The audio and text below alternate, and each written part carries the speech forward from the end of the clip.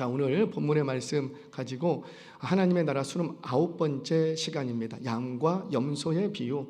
교회를 조금만 다녀보신 분들이라면 정말 거짓말하면 안 되겠지만 조금 보태면 한 10번 이상 100번 이상은 들었을 만한 그런 비유의 말씀이에요. 여러분, 뉴욕 할렘가에서 거지 목회를 하셨던 이천우 목사님이 계십니다. 2014년에 소천을 하셨는데 이분이 생전에 목회하실 때 한국에다가 책을 한 권을 냈어요. 그 책의 이름이 뭐냐면 제목이 각설이 예수입니다. 이 책이 한국에서 출판되면서 당신 출판사는 하여튼간 이 업무를 못 볼 정도로 항의 전화 때문에 업무를 못 볼 정도로 힘들었대요. 왜냐하면 전국에 있는 그리스도인들이, 기독교인들이 이 출판사를 향해서 항의 전화를 한 거예요.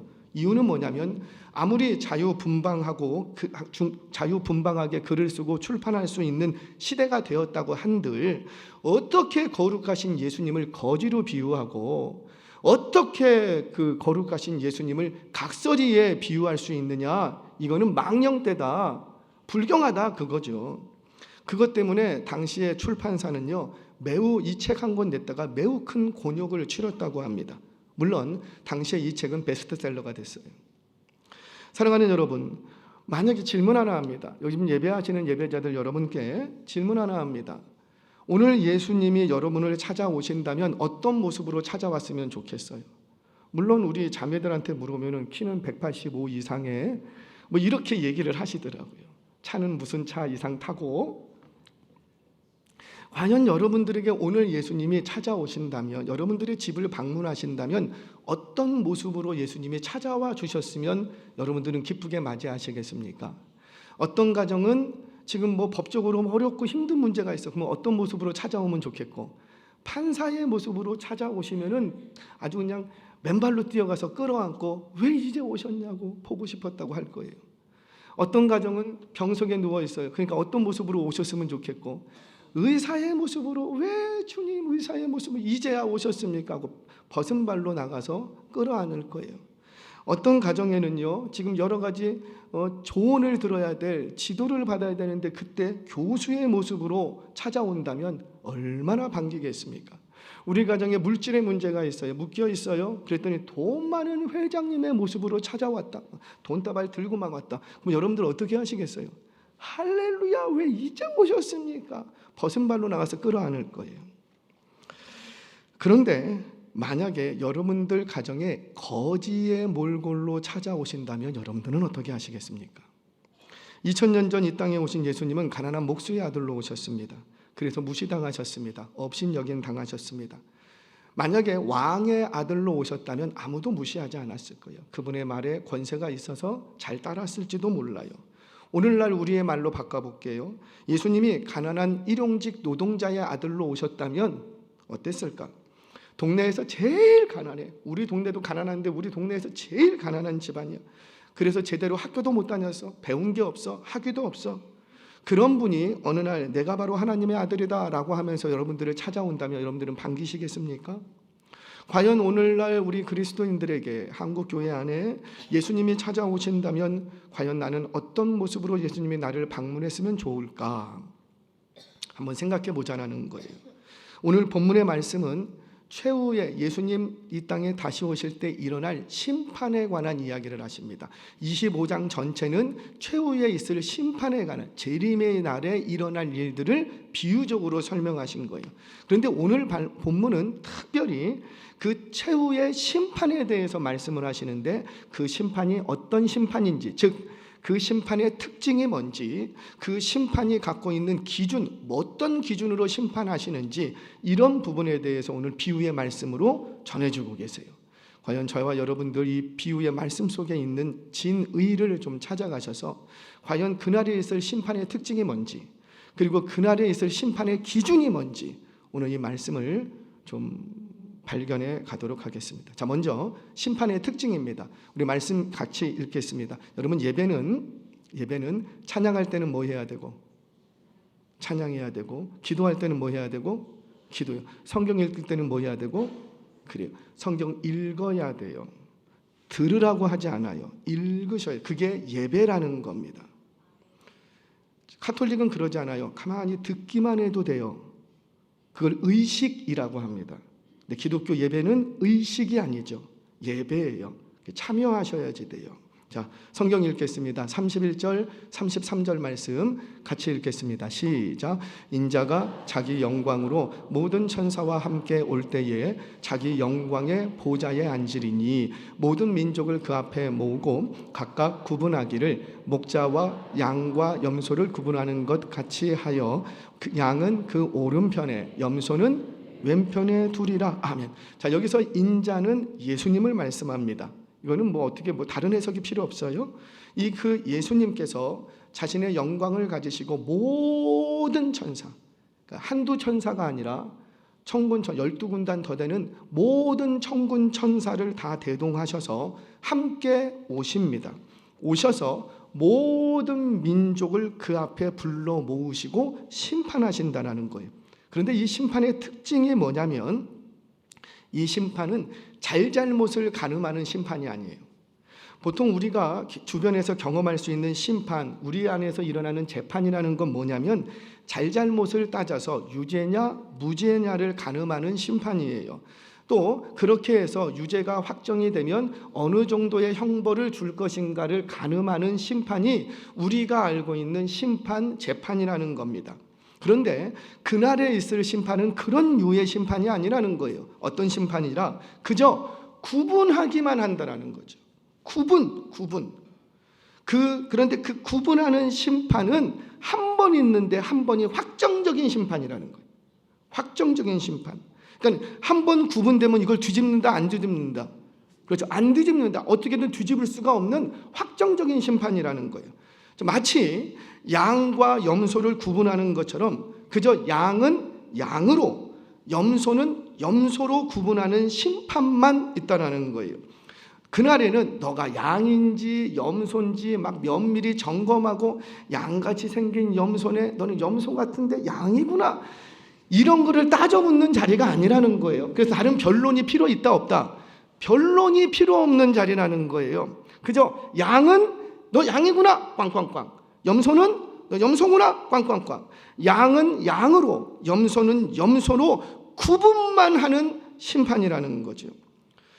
여러분, 당시에 1세기 예수님 당시의 목동들은 양과 염소를 구분하기 쉬웠을까요? 어려웠을까요?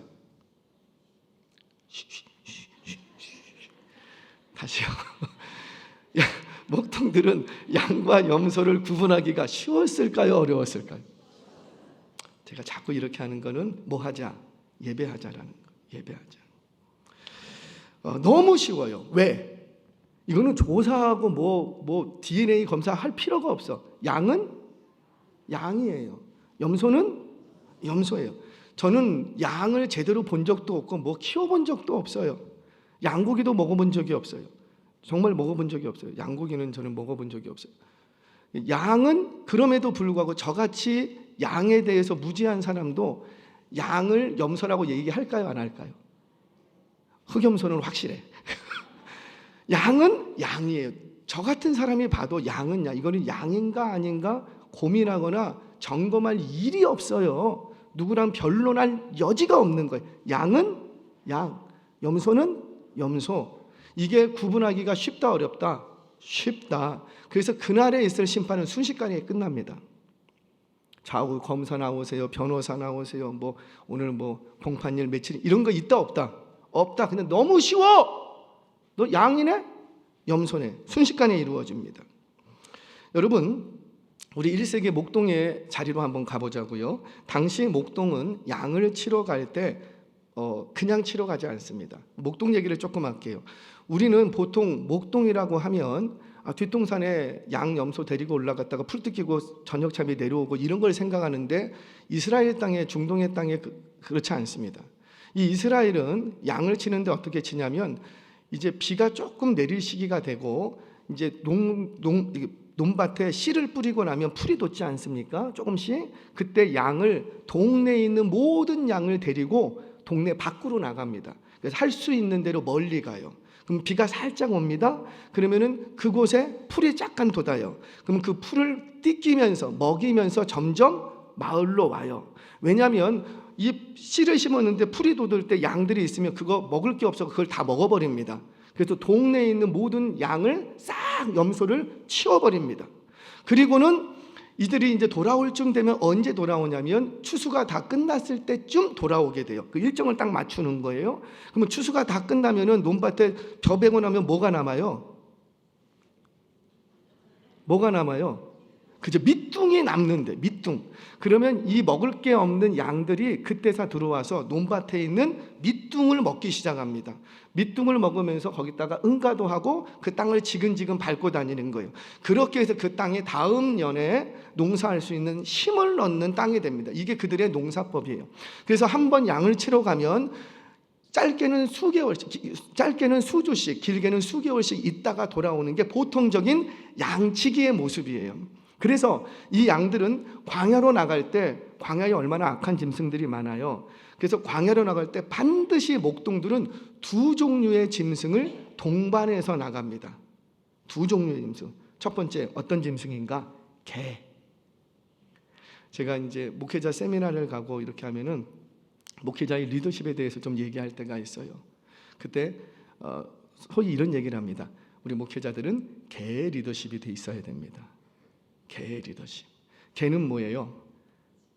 이렇게 주변에 있다가 귀를 쫑긋 세우다가 악한 짐승이 오면은 제일 먼저 누가 뛰어나가고 개가 고개를 팍 듭니다. 그리고는 뭐 어디서 무슨 일이 있는가. 그래서 우리 양떼를 악한 짐승이 공격하려고 하면 그냥 막 달려들어서 물어뜯기고 막 짖어. 여러분 짖는 걸 잘해야 돼요. 참는 게 아니고 짖는 걸 잘해야 돼요. 누군가 우리 공동체를 해악하려고 해. 그러면 저건 안 된다. 당신 안 됩니다. 짖는 걸 잘해야지 돼. 그걸 누가 하냐면 목회자들이 해야 된다는 거죠. 그래서 내 양떼를 보호해야 돼요. 그런데 목회자가 아이고 내가 마음이 약해서 이러면은 양떼들 다 죽는 거예요. 이게 참아야 될 때가 있고 말해야 될 때가 있는데 이걸 구분 못하면 안 된다는 거죠. 그래서 이 건강한 목회자는 개 리더십이 있어야지 돼요. 자, 여러분 개는 혹시 개 중에서 셰퍼드라는 개를 아십니까? 진돗개만 있는 게 아니에요. 풍산개만 있는 게 셰퍼드라는 개도 있어요. 근데 이 셰퍼드라는 개가 무슨 일을 하냐면 원래가 양들을 지켜주는 목동이 데리고 다니는 개예요. 그 개를 셰퍼드라고 합니다. 여러분 셰퍼드가 무슨 뜻이죠? 목자라는 뜻이에요. 여호와는 나의 목자시니 The Lord is my shepherd. 여호와는 나의 개니. 좀 이상하죠? 셰퍼드, 목자. 그 개의 이름을 셰퍼드라고 합니다. 목자예요. 맞죠? 왜 그러는가? 이 셰퍼드는 광야에서 악한 짐승이 공격할 때 자신의 생명을 벌어가면서까지 양떼를 지킨다는 거죠. 때로는 자신보다 힘이 센 사자가 공격할 수 있는데 사자한테 자기 물어뜯길 거 알지만 덤비는 게 셰퍼드라는 거예요. 때로는 자신보다 숫자가 많아서 자기를 애워싸는 하이에나 무리를 만나도 그래도 자기가 물어뜯길 줄 알지만 그래도 달려드는 게 셰퍼드, 개라는 거예요. 그래서 이 셰퍼드가 그 역할을 잘함으로 그 셰퍼드로 인해서 이 양떼가 보호받습니다. 그래서 반드시 목동은 이 양을 치러 갈 때 셰퍼드를 동반해서 갑니다. 자, 두 번째, 또 하나의 짐승이 있어요. 뭘까요? 그래요. 센스가 있어요. 염소. 오늘 염소 얘기를 하려고 하잖아요. 염소. 그렇다면 왜 염소는 데리고 갈까? 그래요. 염소가 가지고 있는 특성 때문입니다. 본성적인 특성 때문에. 이 본성은 바뀔까요? 안 바뀔까요? 잘 안 바뀌어요. 그래서 뭐가 필요하냐면 거듭남이 필요한 거예요. 이게 안 바뀌어서 어떻게 하냐면 다시 죽었다가 다시 살아야 되는 거듭남이 필요한 거예요. 자, 양은 본래 온순한 동물입니다. 매우 순종적이고 매우 주인을 잘 따르는 짐승이에요. 그런데 문제는 뭐냐면 이 양이라는 동물이 참 머리가 나빠. 그리고 시력이 약해. 그래서 양은 반드시 앞에 가는 양만 쫓아갑니다. 앞에 가는 양이 요 길로 가면은 뒤따르는 양도 어디로 가고 그 길로만 간다는 거죠. 어떤 양 한 마리가 앞으로 가면 다른 길이 있어도요, 이 양은 다른 길로 안 갑니다. 그래서 양떼가 한번 이렇게 움직이면 없던 길이 생겨요. 왜? 양은 항상 어디로만 가니까 그 길로만 다니니까, 항상 그 길로만 다니니까 길이 없던 장소에 양떼가 움직이면 반드시 하나의 길이 생깁니다.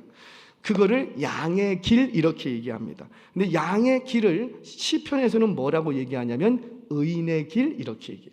다른 성경에서는 시온의 대로가 났다 이렇게 얘기를 합니다. 무슨 말입니까?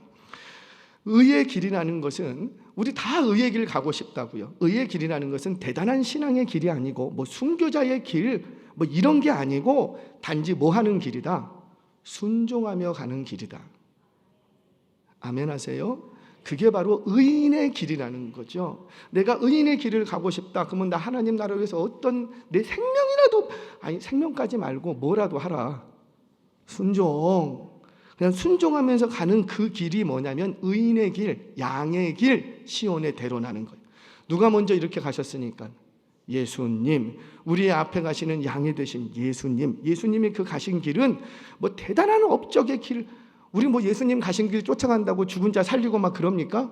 우리 그러지 않잖아요. 그러니까 단지 우리가 그 예수님의 가신 길을 따라간다는 건 뭐냐면 예수님이 죽기까지 순종하셨던 그 순종의 모습, 그거 우리 따라가자는 거예요. 저와 여러분들 이런 양떼 되시기를 주의 이름으로 축원합니다. 자, 그런데 순종하면은 뭐 좋은 일이 많아야 되는데 좋은 일이 있을 수도 있고 나쁜 일이 있을 수도 있어요. 그러니까 순종한다고 다 꽃길 가는 거 아니라는 거죠. 이렇게 순종하는 양의 특성 때문에 앞에 가던 양이 넘어지면 뒤따르던 양도 넘어집니다.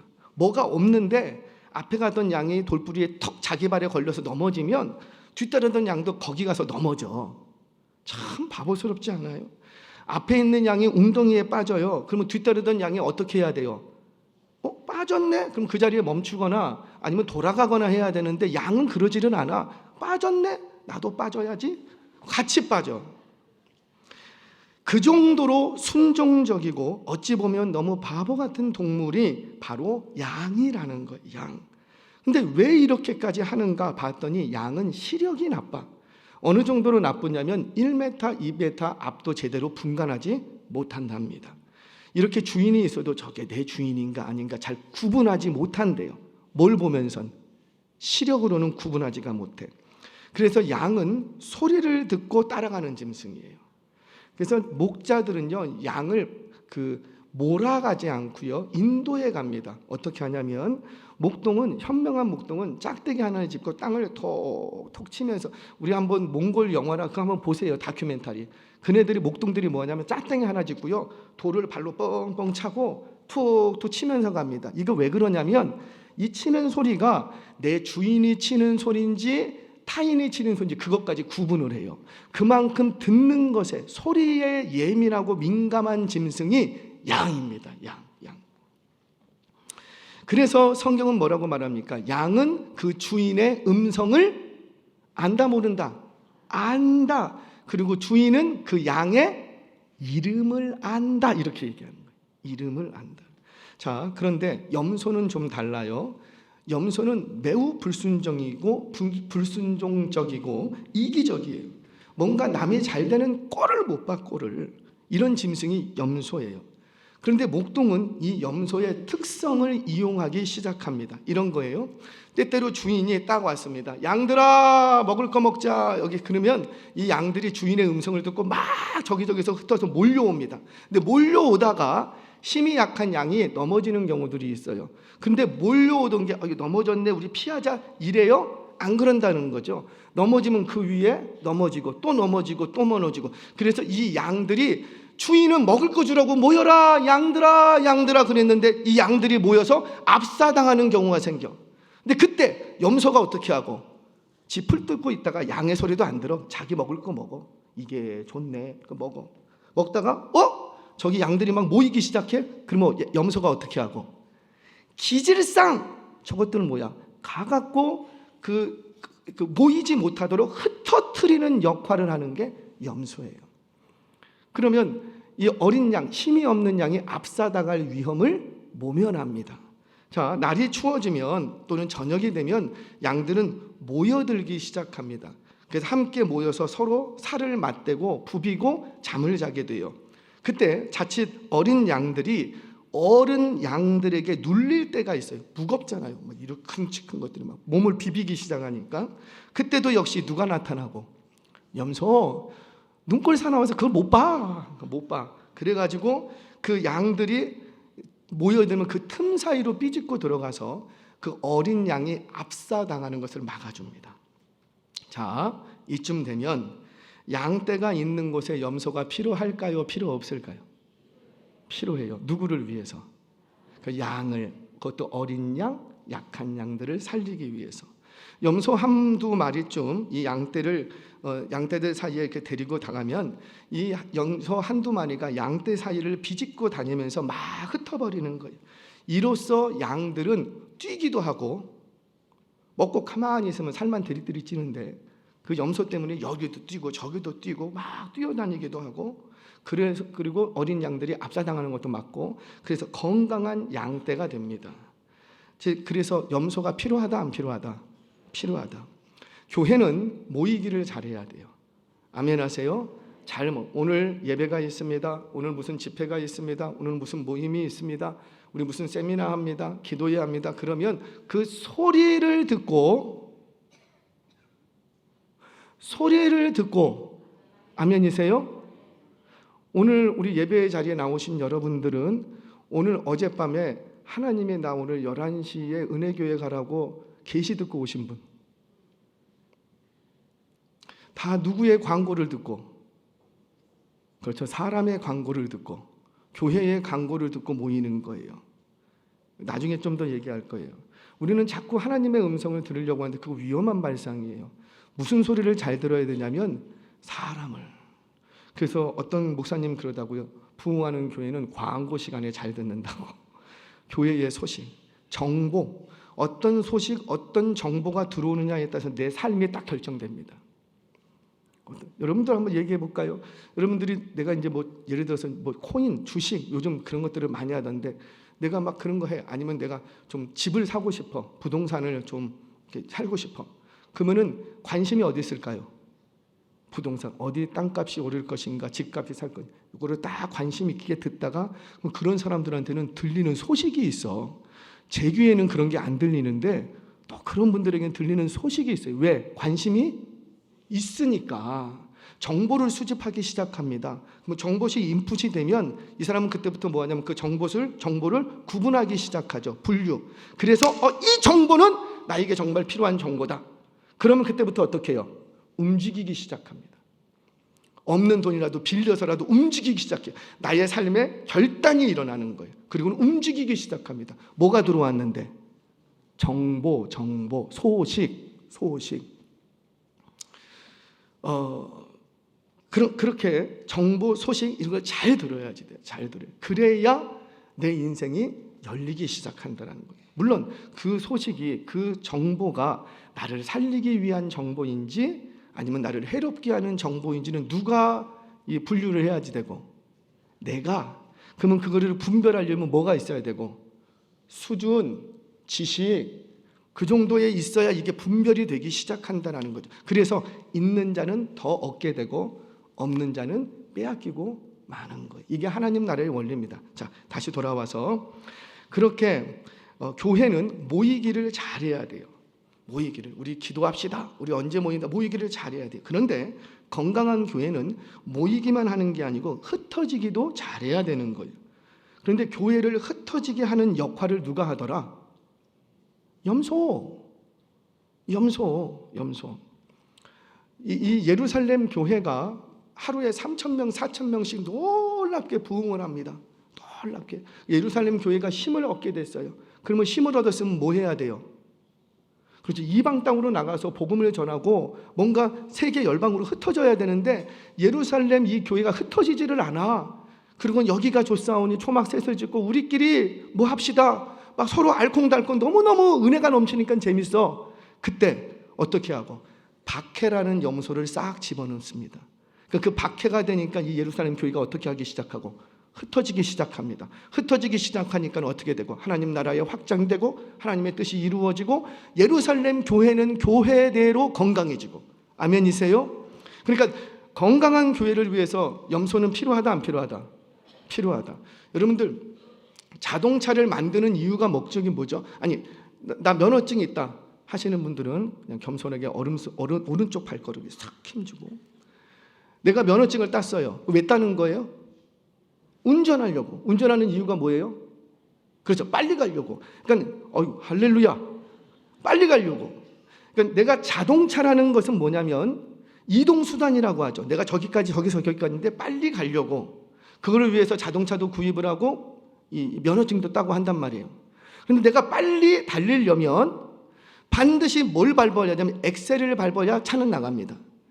그런데 그 엑셀 가까이, 제일 가까이에 옆에 뭐 하나 있어. 그게 뭐예요? 브레이크. 만약에 여러분들의 자동차에 브레이크가 없고 엑셀만 있으면 어떻게 될까요? 그렇죠, 빨리 가는 게 아니고 거기 가는 게 아니고 저기 가지. 그래서 반드시 건강한 운전자는 엑셀만 밟을 줄 아는 게 아니고 브레이크도 잘 밟을 줄을 알아야 된다는, 그러니까 그런 역할을 하는 게 뭐냐면 염소의 역할이라는 거죠. 그래서 건강한 교회는 때때로 염소가 있다 없다? 있다.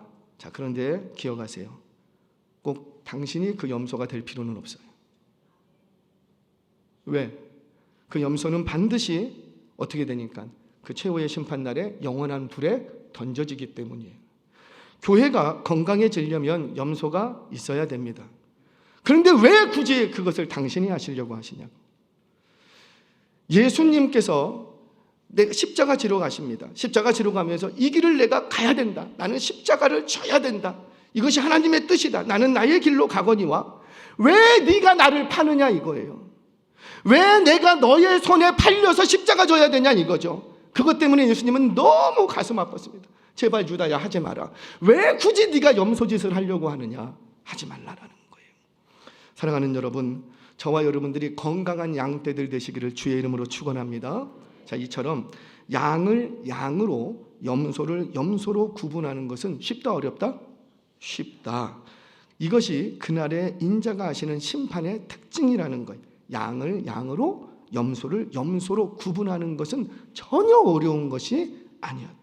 자, 두 번째 특징입니다. 그런데 이 심판이 두려운 이유는 한 번의 구분이 영원한 구분을 결정짓는 거예요. 이 구분이 영원한 구분이라는 거죠. 한 번 영원한 나라에 들어가면 언제 나와고? 안 나와. 영원히. 한 번 지옥에 들어가면 언제 나오고? 안 나와. 영원히. 저한테 그래요. 고목사 오늘 심판하자. 자, 너 이렇게 보니까 아이고 잘했네, 맡긴 사명 잘 감당했네. 넌 천국행 10만 년. 그러면 제가 좋을까요? 싫을까요?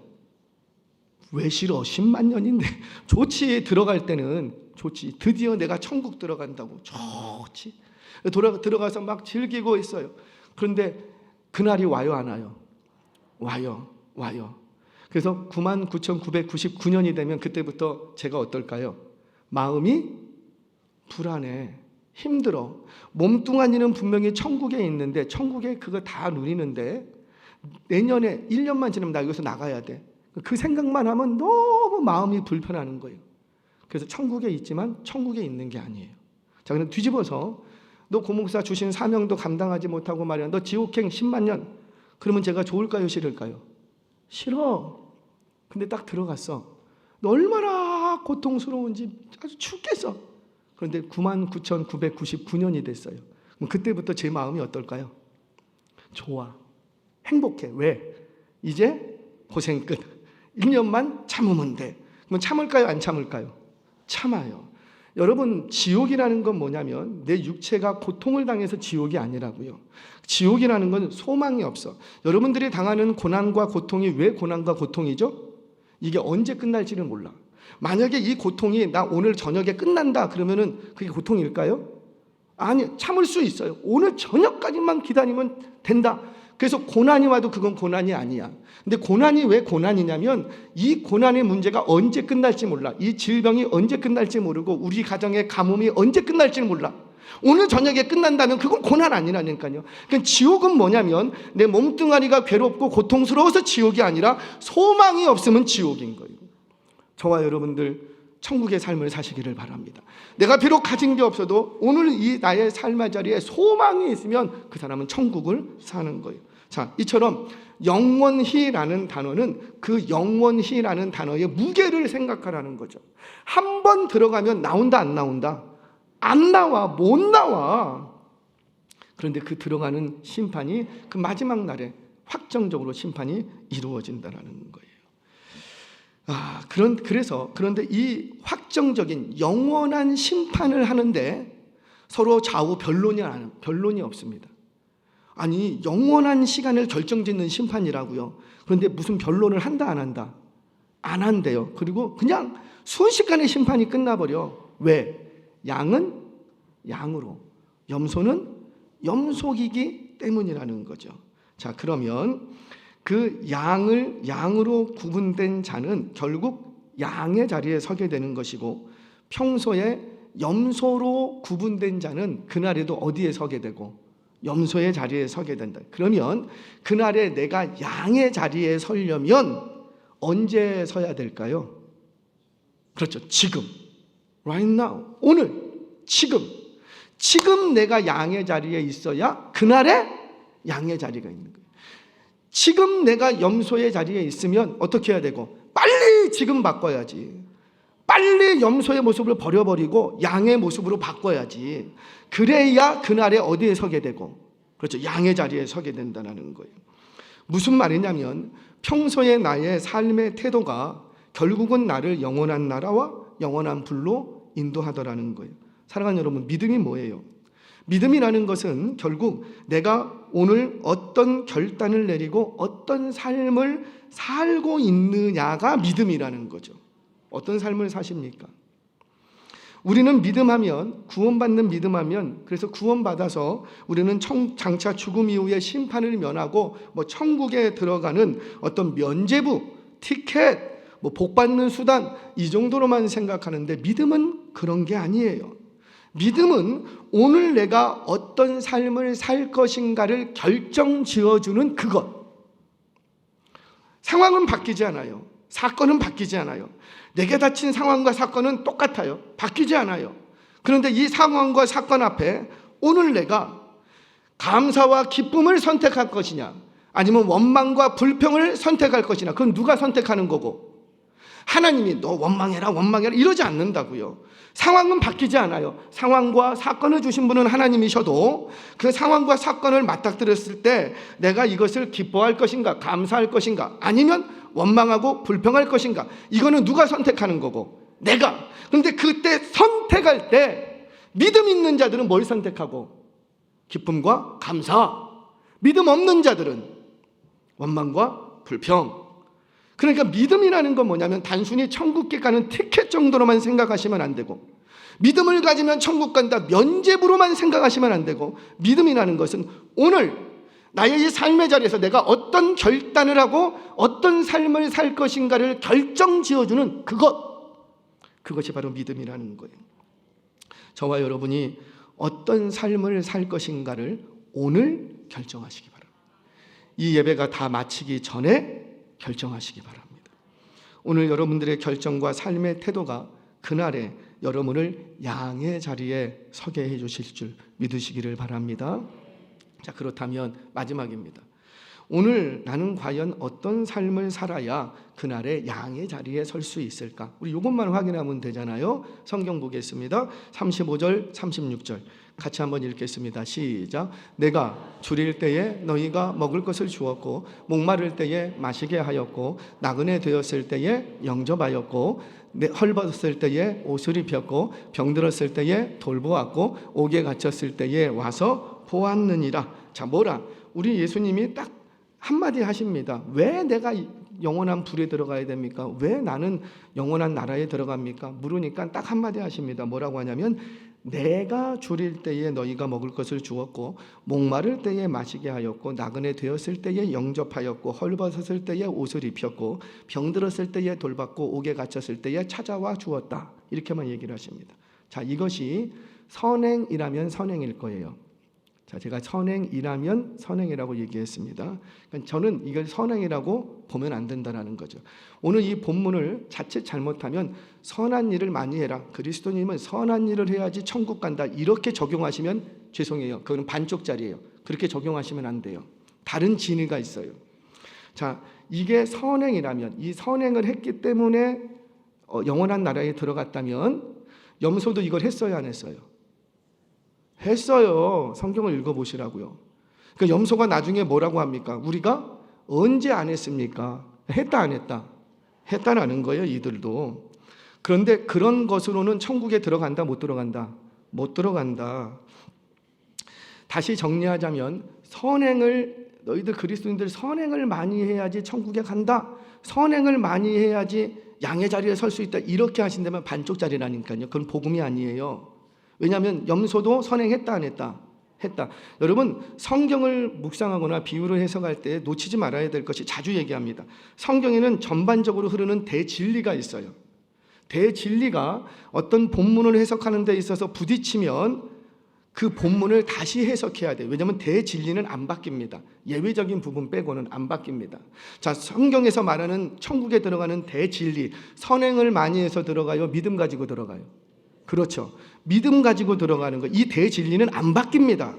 그러니까 오늘 본문의 말씀을 너 선행 일 많이 해야, 선한 일을 해야 천국 간다 이렇게 말하면 반쪽짜리라는 거예요. 그렇게 접근하시면 안 돼요. 물론 선한 일이 의미 없다는 건 아니에요. 의미 없다는 건 아니에요. 왜? 선한 일은 누구도 하니까. 염소도 했다니까요. 염소도. 자, 제가 설명합니다.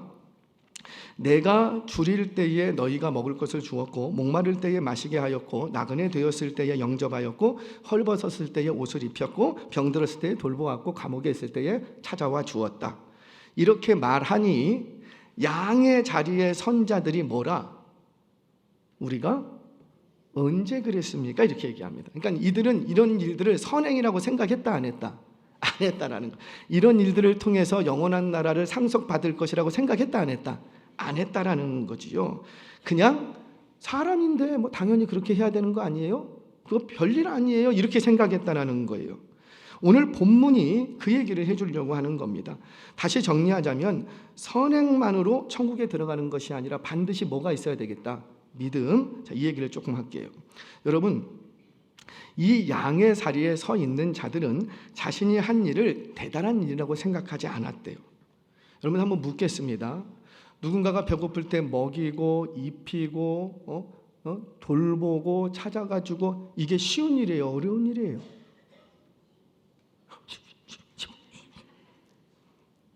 쉬운 일이면 회개하셔야, 아니 죄송합니다. 어려운 일이면 회개하셔야 돼요. 사람이면, 아니 내가 예수님을 조금이라도 알고 내가 말씀을 조금이라도 아는 사람이라면 요 일을 내가 딱 다쳤을 때 고민하면 죄송해요, 회개하셔야지 돼요. 제가 설명해 볼게요.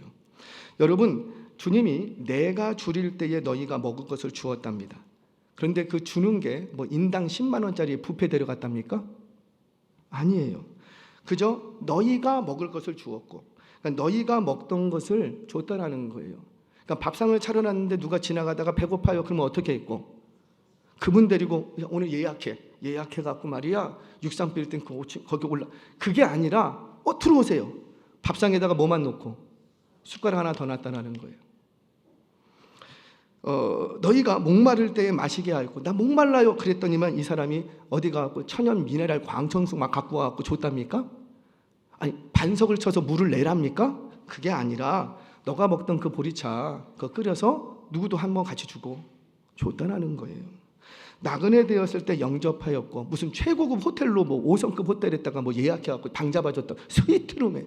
제가 요번에 필리핀 그 설교사 집회 사역을 하러 가서 3일을 집회를 했는데 방이 없었어요. 게스트하우스에 이제 너나 한 80명이 와갖고 방에 숙소가 없어요. 그래갖고 그래도 강사님 오셨다고 호텔을 잡아주겠대. 제가 얼마나 들떴는지. 강사로서 호텔에 가는 게 처음 얼마나 들떴는지.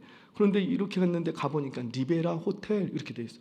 그런데 세상에나 우리 동네 여인숙보다도 못한 것 같아. 물이 찔찔찔찔찔찔찔 나오고, 하수도에서는 그 찌른내 뭐 이렇게 냄새 나고, 불은 뭐 희미하고, 밖에는 막 시끄러워. 제가 2시간 3시간밖에 못 잤어요. 정말 못 잤어요. 너무 찻길이어서 너무 시끄럽고. 근데 그게 호텔이래요. 여러분들에게 누가 나그네가 와서 묵게 해달라는데 뭐 한 달씩 월세방 얻어갖고 해달라고 합니까? 아니면 5성급 호텔로 인도해달라고 합니까? 뭔 말이에요? 누가 지나가다가 하룻밤 묵어주세요 하면은 들어오세요.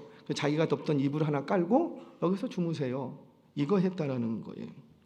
병들었을 때에 돌보았고, 누가 여러분들 보고 고쳐달라고 합니까? 우리한테 지금 고쳐달라고 하지 않잖아요. 내 병 좀 고쳐주세요. 그거 아니라 그냥 우리는 뭐 했더라? 병원에 있으니까 신방 한번 갔다 왔대요. 신방 가서 기도해주고 왔대요. 옥에 갇혔을 때 와서 보았느니라. 누가 여러분들 보고 우리에게 나 옥에 갇혔는데 여기서 꺼내주세요. 그래요? 변호사 좀 사주세요. 그래요? 그게 아니라는 거죠. 그냥 옥에 갇혔을 때 뭐 했고? 찾아가서 면회하고 위로하고 왔다라는 거예요. 여러분, 이게 물론 뭐 완벽히 쉽다고 얘기할 수 있지만 이게 그렇게 어려운 일일까요? 조금만 마음이 있으면, 조금만 시간을 내면, 아니 이거 믿음이 없어도요, 이런 거는 염소들도 했다 안 했다? 했답니다. 그러니까 믿음과 결부시키지 않을 정도가 된다는 거죠. 이런 일들은. 물론 이것도 하지 않는 악한 자들이 있어요. 자기밖에 모르는 이들. 그런데 그 일이 의미 없는 일은 아니나 이런 일을 가지고 천국에 가는 티켓으로 생각하지 말라라는 거죠. 그냥 우리는 할 일을 했을 뿐이에요. 아유, 목사님, 그 대단한 일도 아니. 그거 제가 언제 그런 적이 있어요? 생각지도 못한다라는 거죠. 이게 바로 양의 자리에 섰던 자들의 생각이었던 거예요. 그래서 그들은 언제 우리가 뭐 그렇게 했습니까? 나는 그렇게 한 적이 없는 것 같은데, 이렇게 말했다라는 거죠. 자, 그럼 염소들과 뭐가 다른 거예요? 이 양들은 이 일을, 즉 누구나 할 수 있는 일을 뭘로 했더라? 믿음으로 했대요. 제가 하고 싶은 얘기가 그 얘기예요. 여러분, 믿음으로 한다는 게 뭐예요? 누구 앞에서 하느냐? 누구의 이름으로 하느냐? 그거 말하는 거 아니에요? 자, 성경 보겠습니다. 40절 같이 한번 읽겠습니다. 40절 시작. 임금이 대답하여 이르시되 내가 진실로 너희에게 이르노니 너희가 여기 내 형제 중에 지극히 작은 자 하나에게 한 것이 곧 내게 한 것이니라 하시고. 아멘. 이 양의 자리에 선 자들은 누구에게 이 일을 했냐면 지극히 작은 자들에게 했대요. 지극히 작은 자. 여러분, 지극히 작은 자들에게는 그들이 갖고 있는 특징이 있습니다. 지극히 작은 이들은 여러분들을 찾아오셔서 큰 것을 바라지 않습니다. 지극히 작은 이들은 여러분들을 찾아와서 나 10억만 도와주세요, 20억 도와주세요, 그러지 않는다라는 거죠. 지극히 작은 이들은 그저 밥 한 끼, 오늘 이 추위를 가릴 수 있을 정도, 하룻밤 재워주는 것, 그런 것을 원하지 절대 큰 것을 원하지 않더라고요. 또 이들의 특징이 뭐냐면 내가 뭐 하나 해줘도 이들은 갚을 길이 있다 없다? 없대요. 그래서 내가 이렇게 해줘도 나에게 전혀 도움도 되지 않고 유익도 되지 않고 나에게 뭐 이로울 게 하나도 없어요. 플러스 마이너스 계산하면 뭐만 있게 되고 마이너스만 있는 거예요. 그런데 이 양의 자리에 서 있는 자들은 그 지극한 자들, 즉 자신이 도와줘도 전혀 내게 유익되지도 않고 내 명성을 날릴 것도 없고 내가 뭐 박수 받을 것도 없고 갚을 길이 없는 자들, 그들의 요청을 외면하지 않았다는 거죠. 그런데 그들이 이렇게 했던 이유가 뭐냐면 지극히 작기 때문에 했다, 이렇게 말하는 것이 아니라, 성경은 지극히 작긴 자기 때문에 이렇게 했다, 그걸 말하는 게 아니라 그 지극히 작은 자가 누구였다? 예수님이었다. 성경은 그걸 얘기하는 거예요. 무슨 말이에요? 믿음은 그저 불쌍한 사람을 돕는 것을 말하지 않습니다. 그저 불쌍한 사람을 돕는 것은 믿음이 없어도 도울 수 있습니다. 그런데 천국으로 인도하는 이 믿음, 나의 이 행함은 반드시 그 행함 속에 믿음이 담겨야 되는데, 그 믿음은 뭐예요?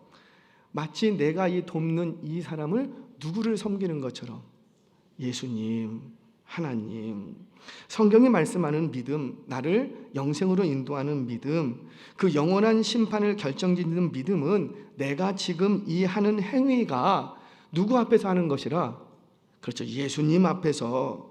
그저 지극히 작은 자에게 한 것이 아니라 그 지극히 작은 자를 누구처럼 생각해주고, 예수님, 내가 믿음이 있기 때문에 그 믿음으로 했다라는 거지요.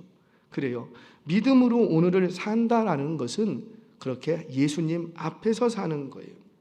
보이지 않는 그분 앞에서 마치 그분이 보는 것처럼 행동하더라는 거지요.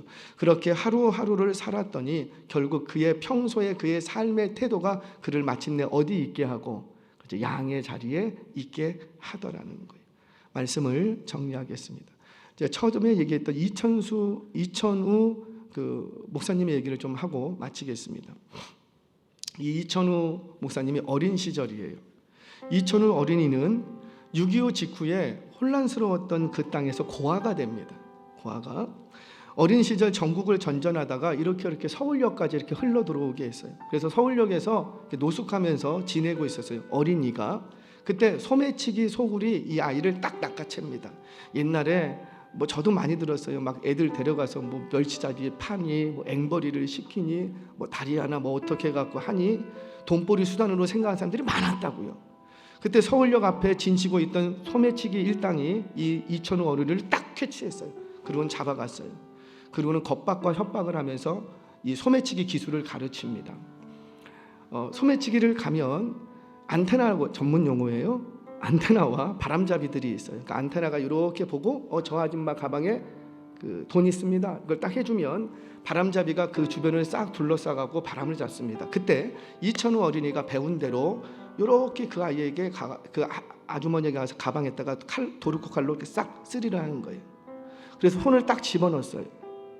그런데 그때 이 이천우 어린이의 머리를 한순간 한 가지 생각이 쑥 스쳐갑니다. 주일학교 교회를 다녔는데 주일학교 선생님이 도둑질 하지 말라 이 말을 했던 게 생각이 났어요. 와, 그때 어떻게 생각이 났는지 하나님의 은혜였죠. 그 생각이 퍽떡 나서 이 아이가 아줌마 지금 소매치기야 라고 소리 질러주세요. 그래서 아줌마가 이렇게 보니까 손이 가방에 들어 소매치기야 소리를 지릅니다. 그래서 그날 파토가 났어요. 무상이 됐어요. 그리고는 소굴로 끌려왔습니다. 어떤 일이 있을까요? 이 이천우 어린이를 그 소매치기 일당이 린치를 가합니다. 죽음의 린치를 2번 당하는데 그게 뭐냐면 옛날에는 주류 공장들이 그 소주병, 맥주병 같은 게 쌓아놨어요. 벽에다가. 근데 그때는 맥주병이 왜 이렇게 잘 깨졌는지 모르겠어요. 쌓아놔요. 그러면 린치를 두드러 패고 이 아이를 3층에서 던져버립니다. 그 맥주병 위로. 그러면은 병이 깨지면서 굴러서 밑으로 떨어지는 거예요. 그렇게 2번을 당합니다. 그리고 이렇게 내려보니까 온몸에 유리 파편이 박혀 있고 만신창이가 돼 있죠. 이제 죽었다. 그래서 이 소매치기 일당이 이 아이를 멍석으로 말아서 청량리 역 앞에다가 던져놨어요. 근데 참 하나님의 역사는 오묘해요. 이 아이가 거기서 죽지 않고 수일 만에 깨어납니다. 눈을 딱 떠보니까 무슨 움막에 있어. 알고 보니까 청량리 그 다리 밑에 있는 각설이들, 거지들 움막이었던 거예요. 그리고 눈을 딱 수일에 깨워갖고 정신을 차려갖고 이렇게 보는데 자기 앞으로 누가 올까요? 그 각설이가. 근데 각설이가 온 몸에다가 얼굴에다가 그 뭐예요? 붕대를 감고 있어요. 손도 붕대를 감고 있고. 그래서 본인이 생각하기에 문둥병 환자인가 보다, 문둥병 움막에 왔나 보다 이렇게 생각했대요. 근데 그게 아니에요. 여러분, 큰 유리는 빼낼 수가 있어요. 근데 유리 가루는 빼내지를 못합니다.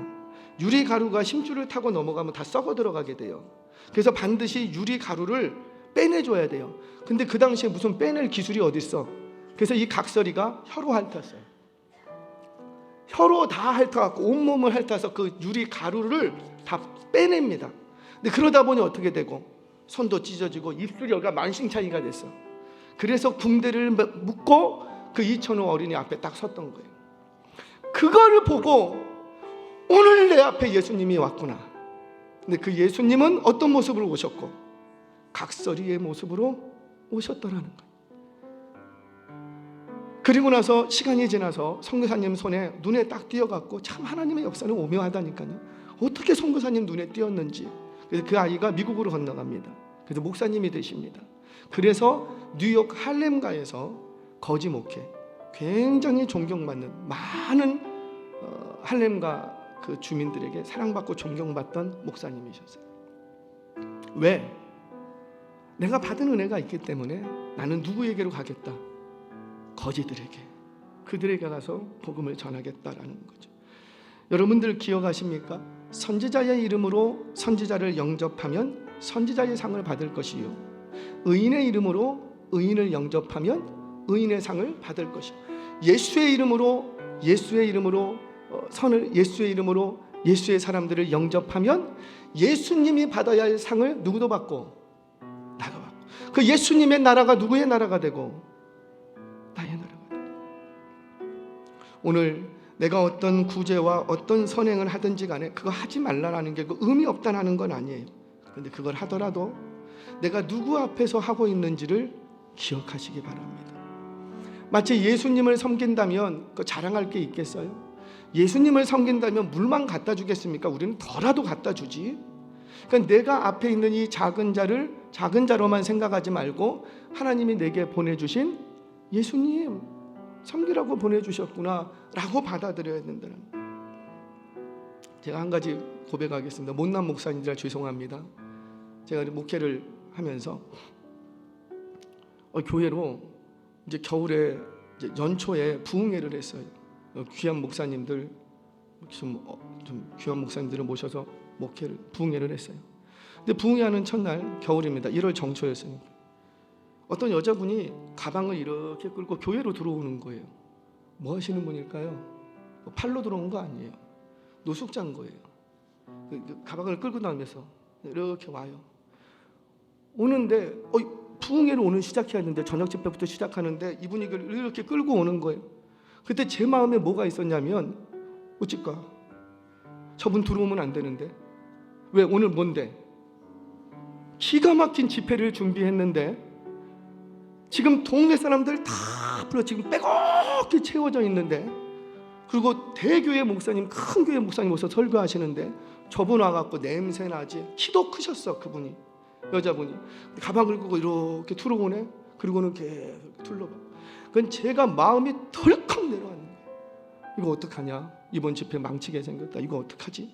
그리고는 저분이 빨리 안 가면 어떡하지? 저분이 여기서 잔다고 하면 어떡하지? 우리 교회 잘 데도 없는데 저분 냄새 나는데 성도들 너무 힘들어할 텐데 이거 어떡하지? 오만 생각이 다 지나. 아무 사건도 일어나지 않았는데 지금 아무 일도 일어나지 않았다. 무슨 일이 일어났으면 모르는데 아무 일도 일어나지 않았는데 제 머릿속에는 온갖 계산이 막 다 돌아가는 거예요. 그래서 제가 이제 강사 목사님께 정중하게 말씀해서 목사님 정말 죄송합니다. 오늘 귀한 자리에 오셨는데 지금 밖에 저분이 입구에 저런 분이 오셨습니다. 혹시 설교하시다가 방해되시라도 노여워하지 마세요. 부탁을 드렸다. 근데 그 목사님의 말씀 한마디가 저를 깨웠어요. 와, 이 교회 부흥하겠네. 옛날 어른 목사님들이 그런 얘기 많이 하죠. 야, 이제 드디어 이 교회가 부흥하겠네. 예수님 오셨어? 이 얘기를 딱 하시는 거예요. 그때 정신이 버떡 들었어요. 그래서 빨리 내려 권사님한테 권사님 저분 붙잡으라고. 저분 우리 교회 부흥시키러 오셨다고. 저분 붙잡으라고. 그래서 4일간의 새벽, 점심, 저녁 예배를 드렸어요. 그리고 가지 마시라고. 우리 잠옷실에 주무시라고. 권사님께 빨리 가서 밥 갖고 오시라고. 밥 다 드리고. 그때는 정말 새벽에도 와서 앉아있고 밤에도 와서 앉아. 이분이 어디 갈 데가 없으니까 앉아. 여러분 교회로 찾아오는 홈리스맨들은 절대로 절로 안 갑니다. 어렸을 때 교회를 다녀보신 분이기 때문에 오시는 거예요. 그때 알았어요. 그리고 4일간의 예배가 다 마쳤어요. 새벽 저녁 집회가 다 끝나고 새벽에 딱 이제 정리를 했는데 이분이 목사님 그러더니만 나 가요. 집회 마치니까 가요. 그러면서 뭘 하나를 헌금 봉투를 이렇게 주는 거예요. 헌금 봉투가 이만해. 1,000원짜리가 다 구겨진 1,000원짜리를 다 집어넣은 거예요. 그리고 봉투가 닫히지가 않아. 이만해. 해보니까 14만 원. 부흥회 마치고 감사하다고 14만 원 헌금하고 가셨어요. 여러분들 가운데 부흥회하고 14만 원 헌금하신 분 몇 분이나 계십니까? 저는 지금 돈 얘기를 하는 게 아니라고요. 제가 그거를 보고요 너무 죄송했어요. 목사가 이 정도밖에 안 되냐? 온갖 계산만 하고 있고 그래서 그분 빨리 잡아라. 빨리 그분 어디 계냐? 빨리 데려와라. 빨리 데려. 그분 다음 해가 바뀌었습니다. 찬바람이 불었습니다. 왔을까요? 안 왔을까요? 안 왔어요. 그 이후로 그분을 본 적이 없어요. 근데 우리는 한 번 도와주면 또 도와달라고. 그게 큰 것이면 부담되면 하지 마세요. 그런데 혹시 여러분들에게 믿음을 주셔서 이분이 나에게 붙여주신 나를 찾아오신 예수님으로 생각이 된다면 함께 섬기고 함께 나누실 수 있는 여러분들 되시기를 바랍니다. 그러면 여러분들의 공동체와 여러분들의 가정과 일터는 반드시 하나님께서 영원한 나라를 주시는, 아니 영원한 나라를 주시는데 뭔들 못 주시겠어요? 영원한 나라를 주시겠다는데 뭔들 못 주시겠어요? 여러분들의 삶에 놀라운 회복과 치유와 부흥의 역사가 나타나는 놀라운 은혜를 경험하시길 주의 이름으로 축원합니다.